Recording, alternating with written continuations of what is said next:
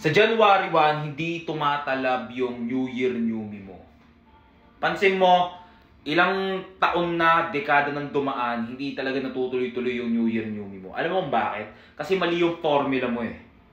Ang formula mo pagdating sa New Year, New Me ay, itong October.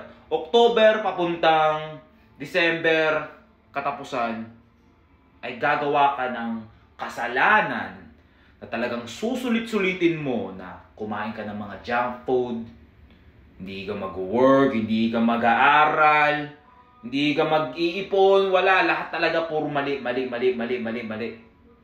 Tapos bibiglain mo pagdating sa January 1, New Year, New Me, magbabago na ako.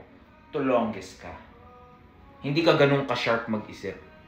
Sa lahat ng mga formula nyo, no, ganyan yung ginagawa ninyo pagdating ng January 1, magbabagong buhay na ako. Lahat-lahat kayo mag-post sa Facebook.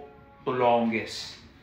Tingin mo, ganun ka ka-smart, na kaya mong i-switch yung utak mo ng isang, igaganon mo lang? Fantasy yan. Kumbaga parang isang malaking kalokohan yan. Na isang ganun lang, January 1, magbabagong buhay ka na, hindi ganun yun. Para maging effective yung January 1 mo, yung New Year, New Me mo, ay ngayon pa lang October na to, nagsisimula pa lang itong October na to, ay magsimula ka na, magbayad-bayad ka na ng mga kasalanan mo. Kumbaga, para pagdating mo ng January 1, kumbaga sa gera ay punong-puno ka ng bala, punong-puno ka ng bala ng discipline, consistent, naiintindihan mo na kahit papaano. Hindi yung bibiglain mo, nasasaba ka sa gera ng New Year, New Me, nang wala kang bala.